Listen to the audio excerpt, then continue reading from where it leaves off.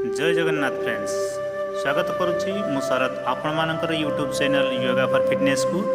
आज भिडियोटी खास कर से जो मानकर बदहजमी रोचे, पेट गैस हो जाऊँगी, टिके किसी खाइले पेट गैस हो जाऊँगी, से इंडाइजेशन बा डाइजेशन पावर जमा ना, धीरे धीरे डाइजेशन पावर कमी जाऊँगी, से मोर पूर्व वीडियो पेट गैस थिला। आशा करुँच आप निश्चित भाव देखिथे। आसतु आज भिडियो से खास कर पेट गैस केमती कम हम, डाइजेशन पावर केमती बढ़ो, पेट गैस जनित जिते प्रकार आमको प्रोब्लेम होची से समस्या आम केमती मुक्ति पाइबा। आज आम 3 प्रकार आसन एवं 2 प्रकार प्राणायाम एवं गोटे मुद्रा अभ्यास करवा। आसतु स्टार्ट करवा। मेट पर शोजा, धीरे धीरे पाद को उठेबा, पवन मुक्त आसन, सिंगल लेग पोस्चर, हाथ को इंटरलैप करके धीरे भाव धरवा, निश्वास छाड़वा, निश्वास छाड़ी मुँह को चीन को आंटू सहित लगेगा। मिनिमम 5 सेकेंड रु 7 सेकेंड पर्यंत होल्ड करवा एवं धीरे धीरे निश्वास नहीं मन को तौक आनिबा एवं पंजा को खोली गोड़ को सीधा करवा। सदाबले मन रखा उचित जे आमे जेतेबेले कौन आसन करूछंती तार विपरीत सूचना कौन रोचे। आम पवन मुक्त आसन करने बेले आमर विपरीत सूचना है उच्च रक्तचाप, साइटिका, स्लीप डिस्क परि अत्यधिक पिठी पीड़ा थिले यह आसन करेंगे नहीं। यह द्वारा आमर बहुत क्षति होवार आशंका थाए, तेणु आम या करें। किंतु यार उपकारिता गुड़िक है एटी द्वारा पिठीर तल मांसपेशी शक्त हुए, मेरुदंड नमनीय हुए, पेट और पाचन अंग मालिश होबार वायु और कोष्ठकाठिन्य दूर होता है। श्रोणी मांसपेशी और प्रजनन अंग मालिश होगा। माँ और भूणी मानकर बंध्यादोष और ऋतुस्राव समस्या उपकृत होता है। यही आसन करने द्वारा धीरे धीरे गोड़ को चापिबा, निश्वास छाड़ा सहित मुँह को आंटू सहित लगे रखा। यथा संभव आम पारिबा से समय करवा। प्रथम अवस्थार जितेबाला आम नुआस कर शिखुवा से अधिक समय रखा ना, धीरे और मंत्र भाव करने आवश्यक। थका लगे आम सब आसन कर रेस्ट नेबा। यही आसन को आम पुनरावृत्ति कर 3 ରୁ 5 थर पर्यंत आम कंटिन्यू कर। धीरे भाव उठी बसवा एवं द्वितीय आसन को करवा। द्वितीय आसन है वज्रासन। जो मानकर आंठू जनित समस्या थी से वज्रासन करें नहीं। यार उपकारिता गुड़िक है वज्रासन द्वारा श्रोणी अंचल शक्त प्रवाह और स्नायुव्यूह प्रेरणा बदली थाए।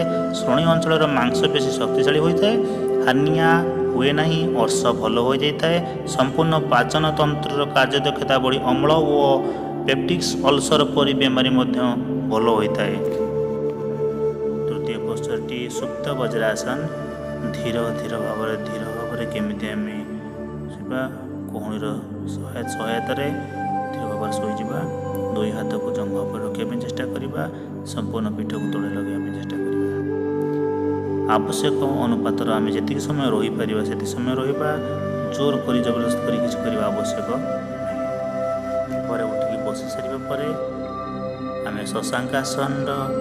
शशांकासन गोटे पोस्चर करवा।